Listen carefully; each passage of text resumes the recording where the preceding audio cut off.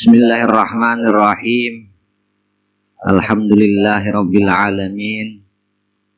Allahumma shalli wa sallim ala sayyidina Muhammadin al-Fatih lima ugulik wal khatim lima sabak nasiril haq bil haq wal hadi ila siratikal mustaqim wa ala alihi haqqa qadri miqdaril azim radhiyallahu ankum wa qala radhiyallahu anhu ila anwal faslun, yang mana kita kemarin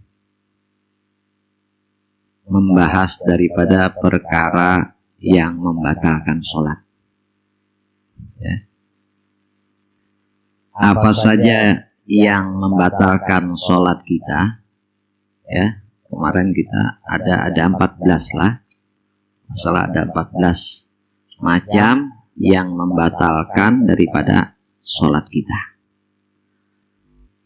Faslun tabtulu sholatu bi arba asyrata haslatan.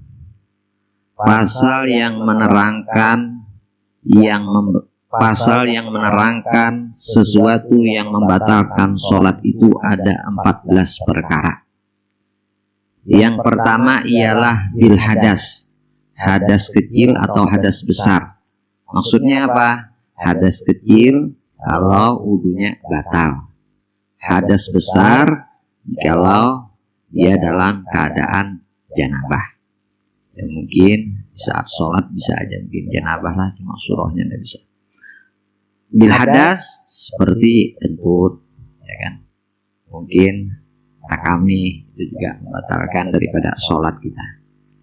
Kemudian biukuin najasah in lam tulqa halan min ghairi hamlin, ya. Kejatuhan atau terkena daripada kejatuhan daripada najis jikalau dia tidak mencegahnya, jadi bukan tidak langsung menghilang, menumpuklah.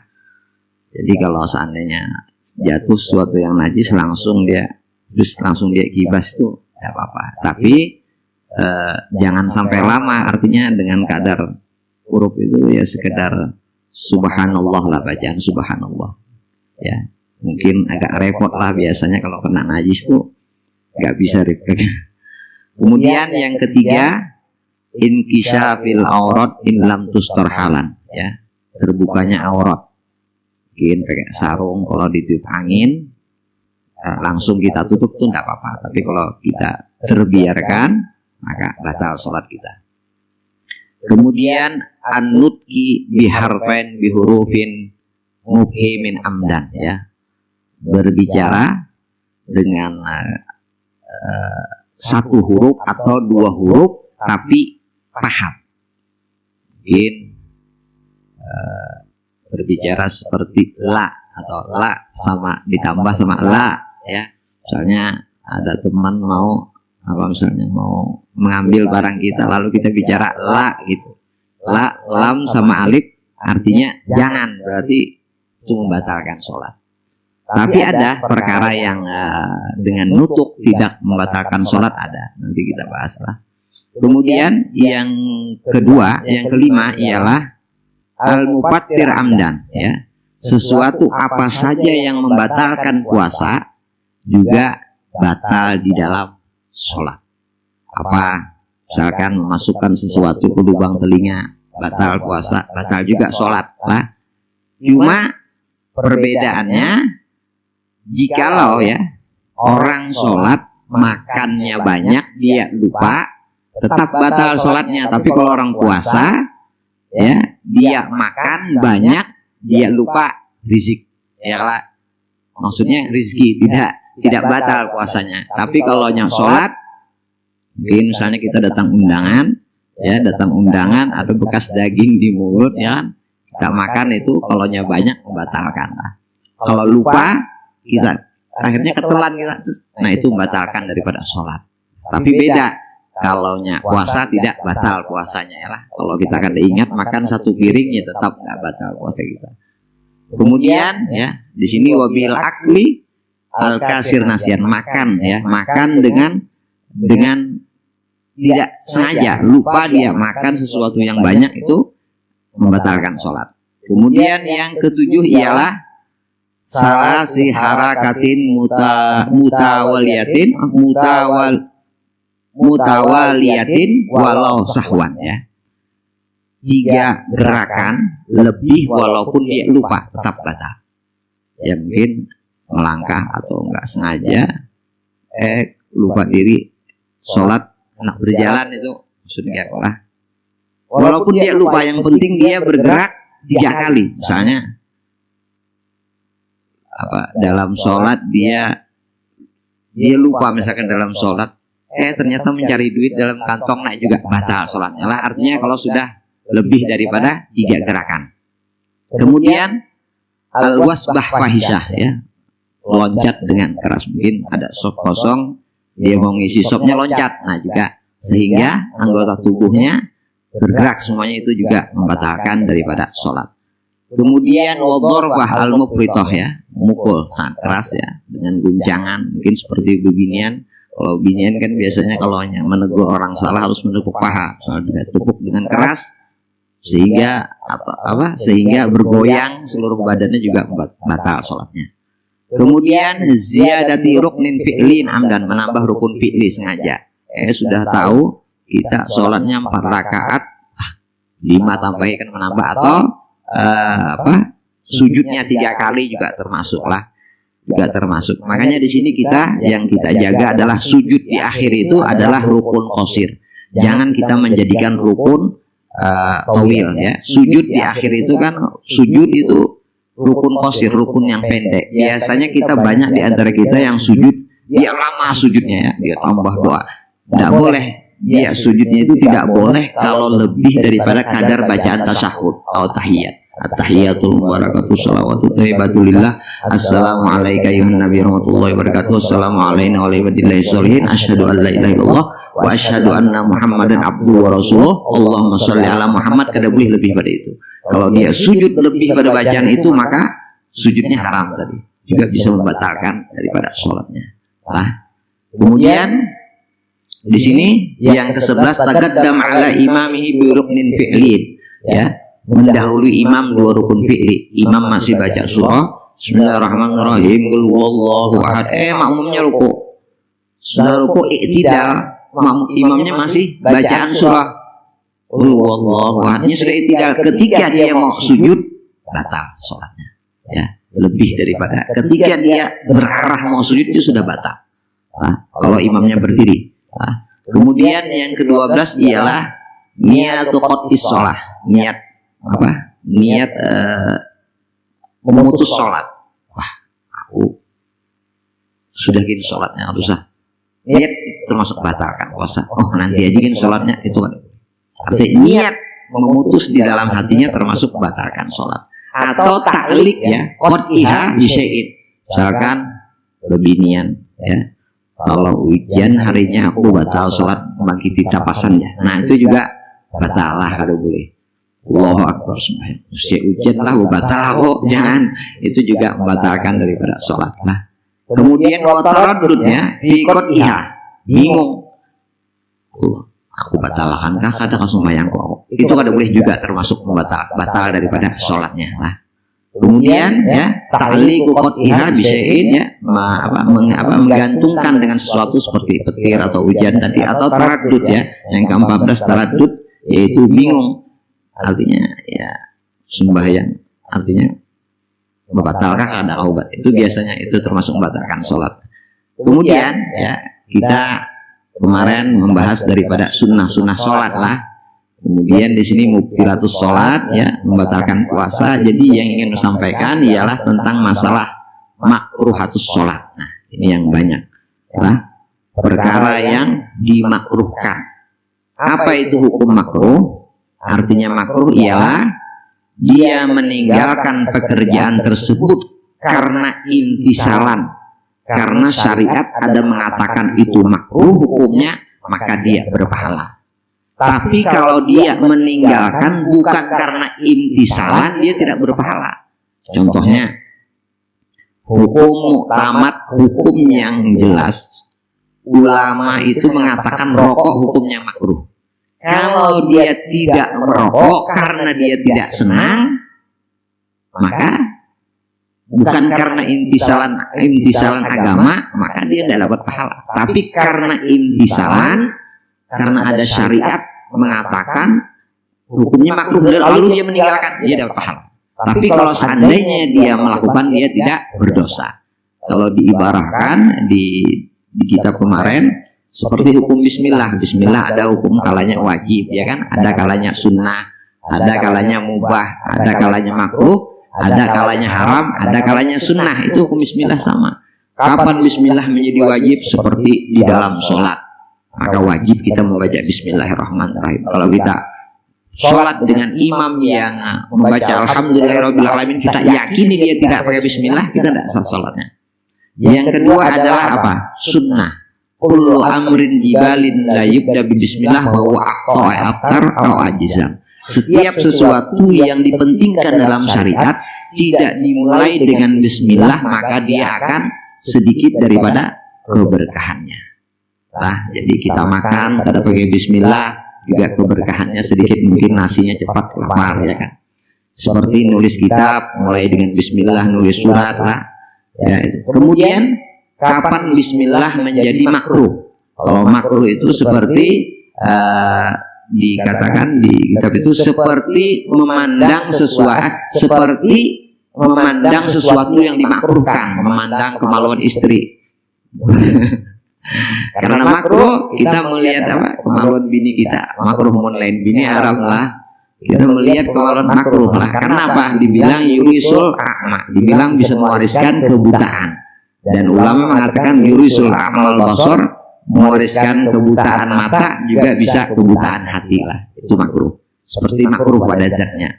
Kapan bismillah menjadi haram? Haram pada zatnya. Seperti haram pada zatnya khamr. Khamr itu kan haram. Lalu minum khamr, bismillahirrahmanirrahim, haram, baca bismillah. Misalnya lagi mencuri, baca bismillahirrahmanirrahim, haram. Nah, minum tuak, haram, ya kan? Haram pada zatnya. Jadi mubah seperti apa? Mubah adalah karena dari mata min makanin ila makanin akhar, memindah sesuatu. Misalnya ada pulpen bismillahirrahmanirrahim. Nah, itu juga mubah lah, mungkin dapat fadilah pahala zikir lah. Nah, hukumnya makruh ialah seperti makruh lah. Makruh itu ialah kalau dia meninggalkan karena ada syariat hukum Islam, maka dia berpahala. Tapi kalau dia melakukan, dia tidak berdosa. Itu yang dimana makruh. Nah, di sini aksamu makruh hati sholat lah. Di dalam sholat itu ya, hukum makruh itu terbagi menjadi 4 makruh lah. Kadang makruh itu ada terdiri pada tempat sholat. Mungkin kita sholat di sini hukumnya makruh, di suatu tempat mungkin sholat misalkan di mana di tengah jalan, itu hukumnya makruh. Atau di dalam pasar hukumnya makruh. Kemudian yang kedua, ada daripada makruh karena orang yang sholatnya itu kan tempat tadi sholatnya. Mungkin seperti apa? Mungkin memakai baju yang bergambar. Nah, itu juga makruh lah, karena bisa menghilangkan khusyuan orang lain. Kemudian makruh dari segi daripada mukhalif sunnah. Mungkin seperti apa? Makruh tidak membaca daripada surah setelah Fatihah, atau tidak membaca takbiratul intiqalatnya, takbir perpindahan ya. Mungkin di saat kita mau ruku Allahu Akbar kita tidak baca, itu makruh juga. Kemudian ada juga daripada segi makruh itu daripada segi melakukan. Mungkin meletakkan tangan kanan di bawah, tangan kiri di atas, itu juga makruh. Atau duduk tasyahud akhir dengan ik'a seperti, atau sujud seperti meletakkan ini, nah kayak anjing, itu makruh lah. Jadi yang pertama ialah makruh yang berkaitan dengan apa? Dengan tempat ya. Kapan kita makruh ya? Sembahyang di mana saja dimakruhkan kita sholat, seperti di dalam kamar mandi. Mungkin ada tempat pemandian umum, kalau di WC ya telah kedebuli haram lah karena najis. Nah, seperti di kamar mandi itu makruh hukumnya. Kemudian di mana lagi? Di tempat cucian makruh juga ya. Makanya di rumah itu kalau bisa ada musola itu lebih bagus lah. Kemudian seperti di mana lagi? Seperti di maktan, tempat minum daripada binatang peliharaan kita. Walaupun ada najis itu juga makruh. Kemudian sholat di atas kubur dikubah, kita dikubah sholat itu makruh hukumnya.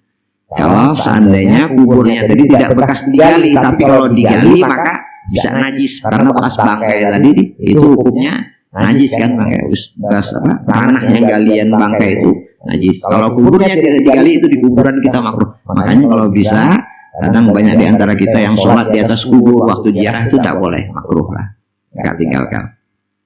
Kemudian sholat di dekat tempat sampah juga termasuk makruh, dan sholat di tengah jalan. Mungkin kita sholat misalkan sholat di pinggir, ada sini masih kosong di muka, seharusnya kan disunahkan kita di pojok, kita sholat di muka lawang situ makruh, nah tidak boleh.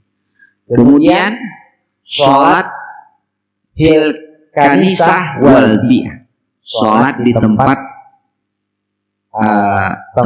daripada orang Yahudi. Kalau sama Nasrani kan gereja, kita sembahyang di gereja boleh, tapi hukumnya makruh. Sembahyang di gereja boleh, atau di tempat al-bi'ah. Bi'ah ini tempat orang majusi sembahyang, itu tempat apa? Tempat daripada al-ma'bad Yahud, tempat orang Yahudi sembahyang. Luar tahu kayak apa. Kemudian sholat di atas sutuh Ka'bah, dasar atap Ka'bah juga termasuk makruh, tapi boleh lah. Gimana orang yang sholat di dalam Ka'bah itu terserah arahnya mau kemana saja, yang penting ya jelas kemana aja, yang penting mengarah ke dinding Ka'bah, yang dalam Ka'bah. Kemudian sholat di batnil wadi, ya sholat di dalam, mungkin di dalam tempat jalannya air di butunul wadi, atau mungkin bisa terjadi misalkan kalau di Arab itu kan wadi itu kan gunung-gunung, di bawahnya itu kan wadi. Jadi kebiasaan kalau hari hujan bisa datang air dengan tiba-tiba. Tapi kalau di Arab itu kan kenapa sel itu datang banjir? Karena tanahnya itu pada meresap banyu.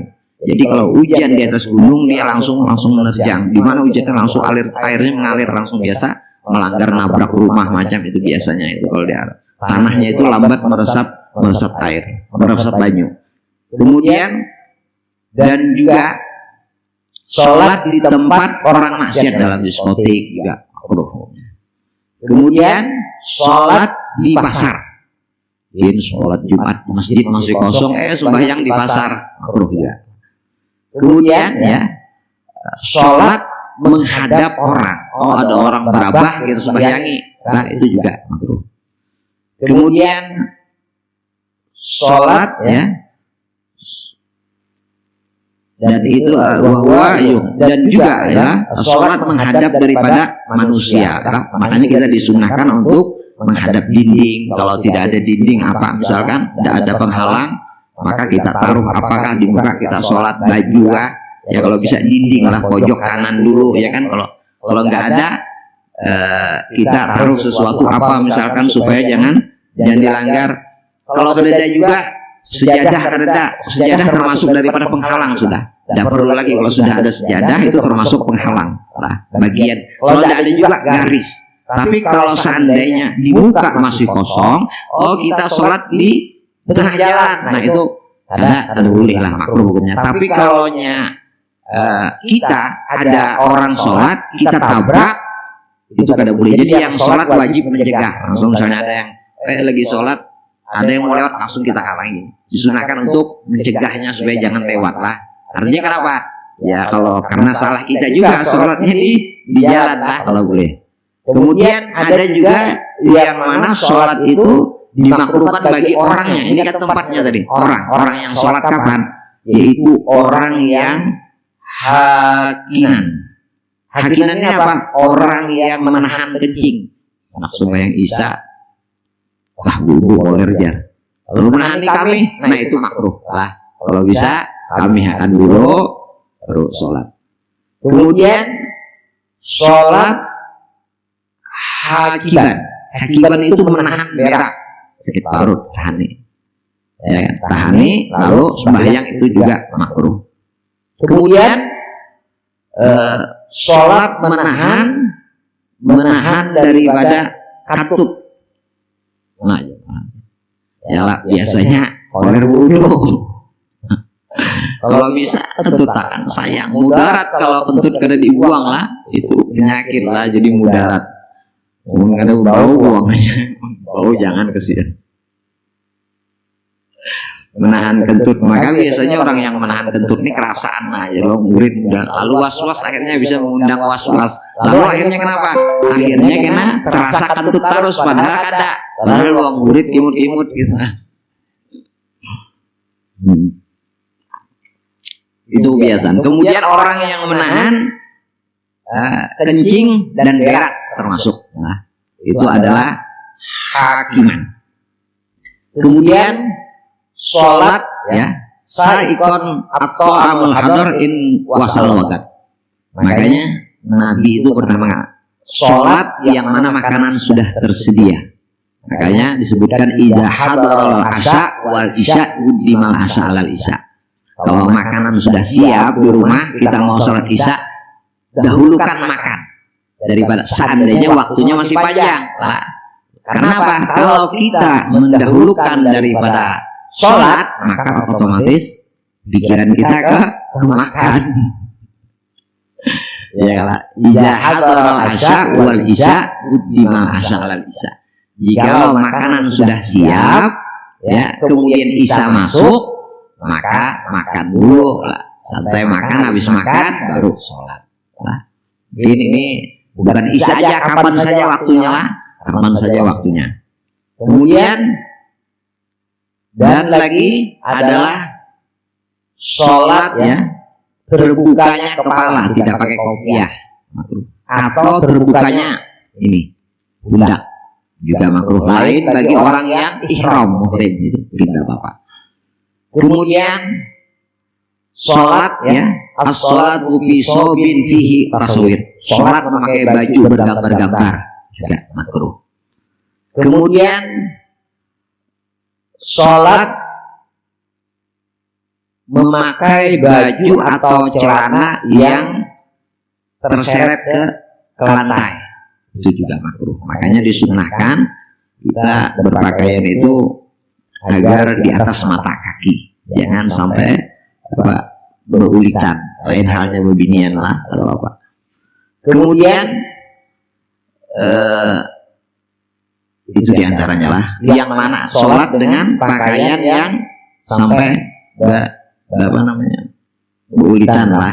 Kemudian ya ada juga makruh hukumnya karena menyalahi daripada perkara sunnah, yaitu apa? Sembahyang mengeraskan bacaan di waktu siang, atau sholat isya atau sholat maghrib dengan suara pelan, itu juga makruh. Kalau bisa di waktu sholat kodok, kalau kita mengkodok sholat tapi waktunya malam, tetap disunahkan untuk mengeraskan.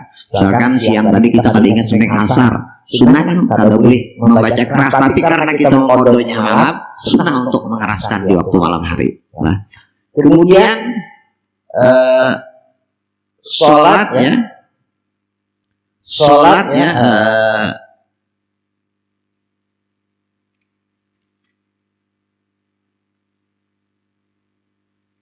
dan juga sholat dalam keadaan ngantuk. Lain halnya subuh, non subuh ada apa harus ditahan karena bakal kodok kan.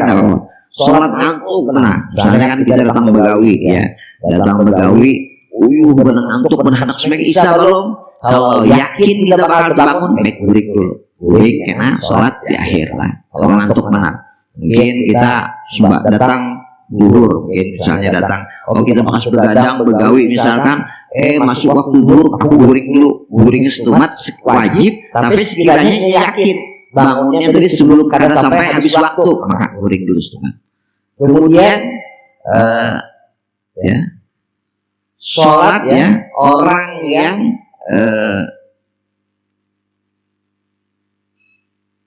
ini. Kemudian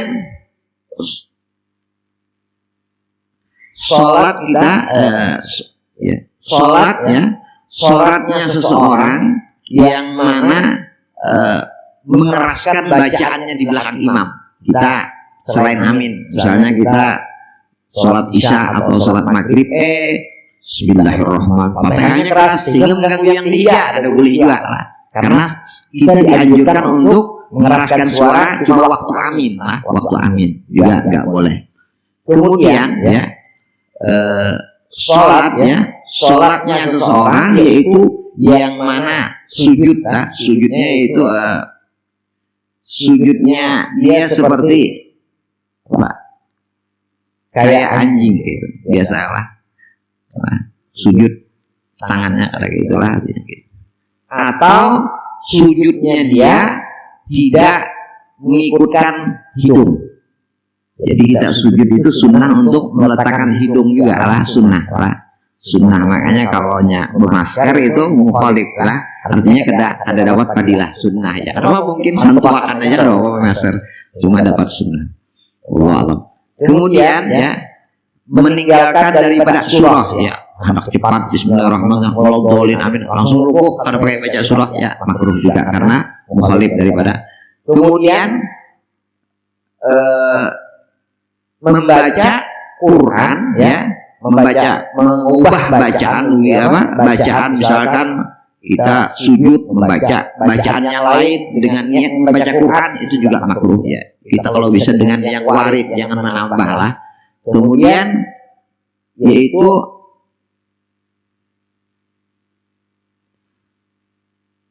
sholat menundukkan kepala di dalam ruku. Ruku kita tegak harus kemudian sujud lah. Misalkan lalu rukunya dia untuk menoleh itu termasuk juga makruh lah. Kemudian ya, sholatnya ya tabid bi an ya tabid islami bi suratin, menoleh sholat dengan waktu dia salam, dia assalam, itu kada boleh terlalu cepat di dalam salam, karena dibilang orang yang sholat ya seperti yang mana salamnya itu terlalu cepat, maka seperti salam seperti serigala. Serigala itu kan kalau menoleh. Jadi orang yang assalam itu termasuk kada boleh, itu makruh lah, anaknya ditinggalkan. Kemudian ya, sholat seseorang ya iya berakal baik juga dimuyadaihi ala rukbataihi bisujud, mendahulukan lututnya atas tangannya sujud. Mungkin ya, mendahulukan ayya berakal baik kayak bian juga dimuyadaihi ala rukbat. Mungkin anak sujud gitu, masuk juga makruh lah. Kemudian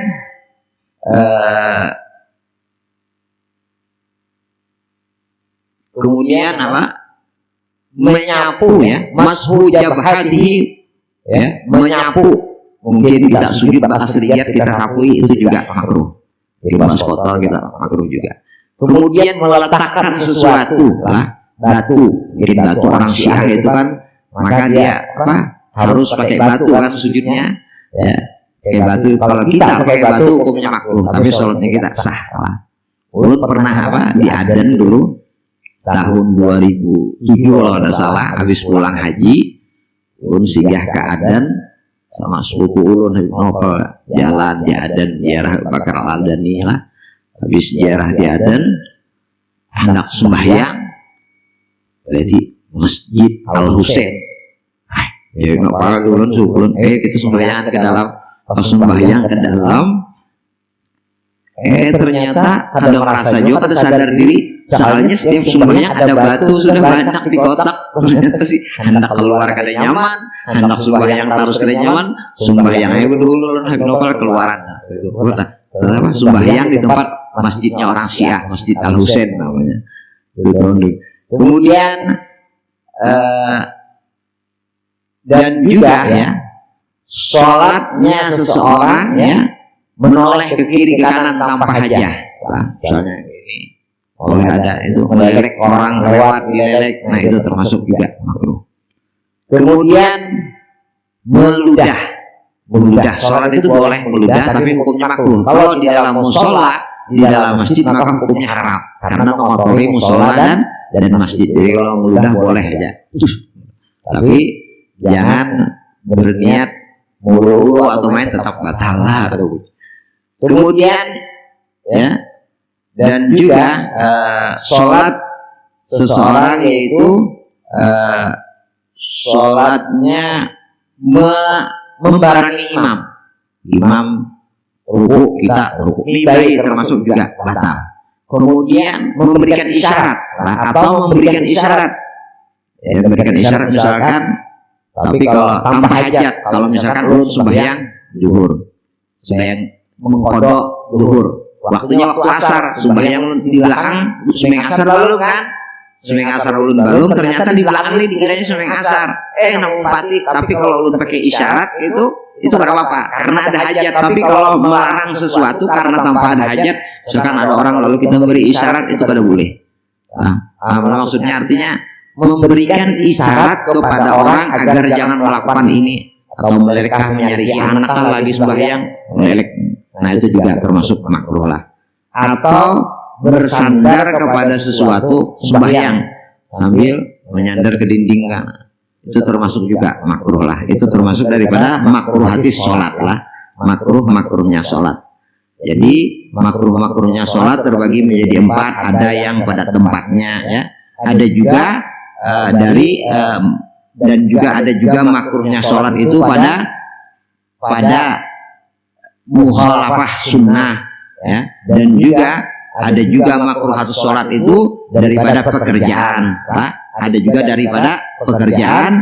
Dan yang keempat adalah makruhatus sunat itu daripada, yang pertama di sini dijelaskan dari segi tempat, yang kedua dari segi daripada orang sembahyang, yang ketiga dari segi orang yang menyalahi sunnah, yang keempat dari segi pekerjaan. Itu diantara makruhnya sholat lah. Wallahu a'lam bishawab. Memang fikih ini harus bang kita kadang-kadang memang jenuh lah belajar fikih ini, jenuh. Cuma sebenarnya mengasihkan, karena apa? Hendak diimbangi dengan belajar yang lain karena ini penting. Kadang-kadang sayang gitulah, sayang karena banyak di antara kita yang kadang-kadang kada paham lah, atau sendiri kadang-kadang setelah baca gitu. Karena ini penting, karena ini masalah waqiah, masalah seharian kita, yang mana sehari-hari kita beribadah lawan ibadah ini, maka hendaknya kita kuatkan ini loh, kita ingatkanlah supaya agar lebih menempel lah. Wallahu alam. Karena nanti kan insyaallah minggu depan ulun ulangi lagi. Wallahu alam. Bismillahirrahmanirrahim. Alhamdulillahirabbil alamin. Allahumma shalli sallim ala sayyidina Muhammad wa ala ali sayyidina Muhammad. Ya ali wa ala syafa'ah, ya ali wa ala syafa'ah, ya ali wa ala syafa'ah. Kullu qurbalana matanjalli kullu hajalana qadi sallallahu ala sayyidina Muhammad nabi ummi wa ala alihi wa sallam. Alhamdulillah rabbil alamin. Taqabbalallahu minkum.